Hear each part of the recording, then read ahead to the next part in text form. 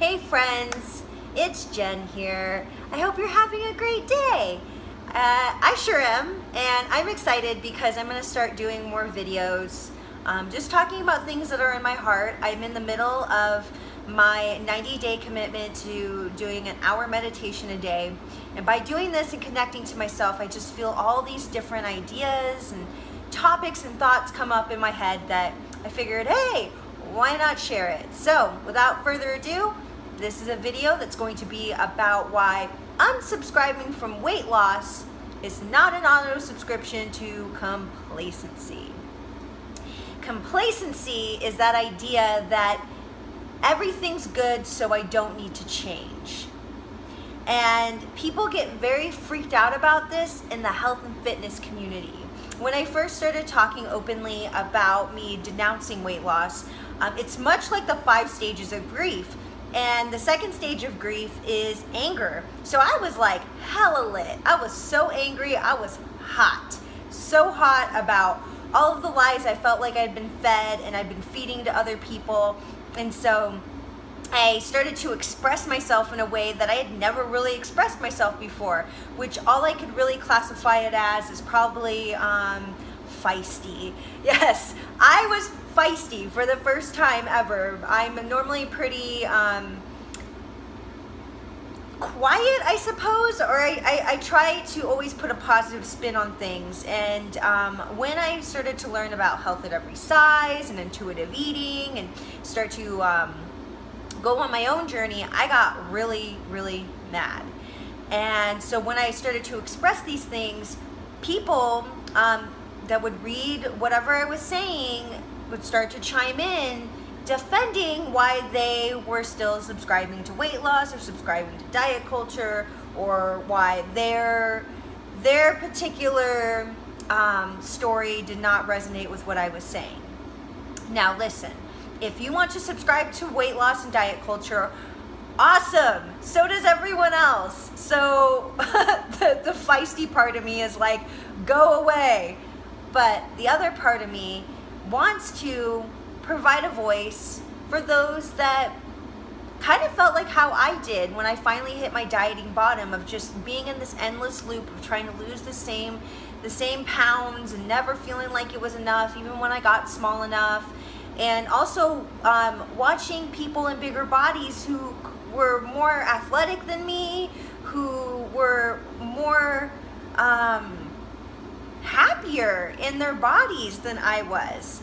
And it's almost like when you see someone in a bigger body than you that's actually happy with themselves and you're not happy with yourself, you kind of get mad. Like they don't have permission to be happy if you're not happy. So this is why I am so passionate that I wanted to explain that just because someone doesn't want to lose weight or thinks that diet culture is fucking stupid doesn't mean that all of a sudden they're just gonna be super complacent.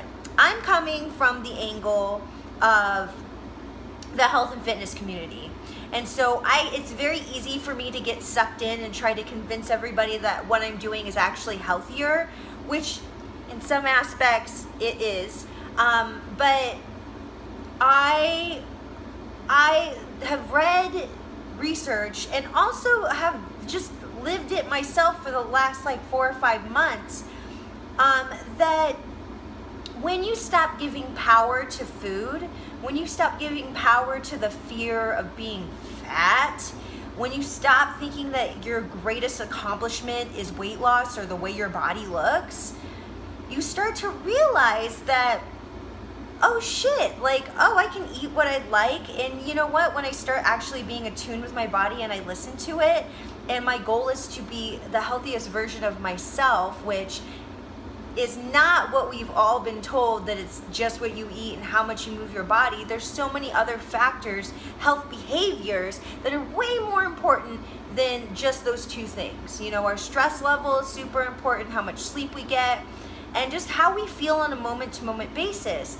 Not saying that happiness is the end-all be-all, but just being okay with ourselves, being okay that sometimes we don't feel that good, that sometimes you have a headache, or sometimes you are sad or overwhelmed or grieving or whatever the case may be, just to allow yourself to process all of what is a human being, which we are highly emotional people.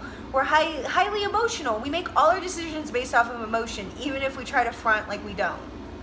So, this is why I think that when you unsubscribe from weight loss, it's not saying that, hey, listen, I'm okay now and I'm not gonna listen to my body at all and I don't give a fuck.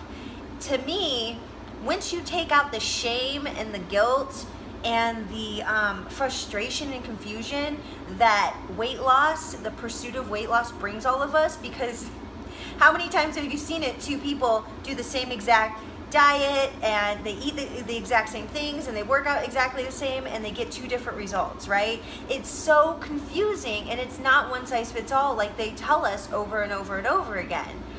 And so by unsubscribing to that, it's in replacement of that is actually like listening to your body. So listening to when you're hungry and honoring that, listening to when you're full and honoring that,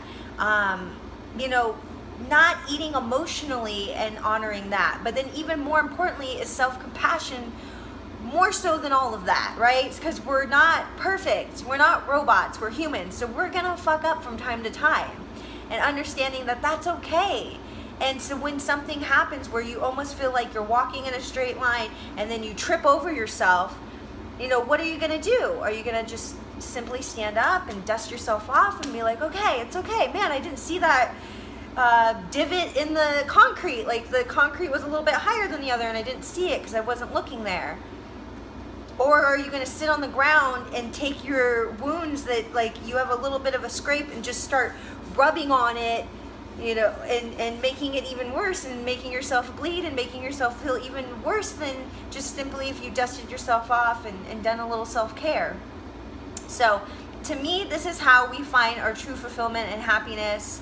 I could speak for days on this as far as what weight loss culture does to us with rationalizing why we're okay with like beating ourselves and our bodies into the ground and being absolutely terrified of what we choose to put on our plate or not put on our plate. But I'll just leave this for now to say that when you have self-compassion and you accept yourself fully, that puts you in a good mood. And when you're in a good mood, you can do anything. When you're in a good mood, you're gonna want to eat things that make you feel better, whether that's a fucking piece of cheesecake or a piece of kale. It doesn't matter. When you feel good about yourself, it doesn't matter if you're gonna spend 3 hours in the gym or go on a hike. It doesn't matter, right? Like, you are actually gonna be at a place where if you're doing it for the right reasons, if there's an intention behind it that is sound and just for you and it feels good in your body and it feels light versus heavy versus an obligation, then that to me, my friends, is progress. And that's us continuing to better ourselves. So that's my message for today. I hope you enjoyed it. And if you didn't, don't tell me. Bye.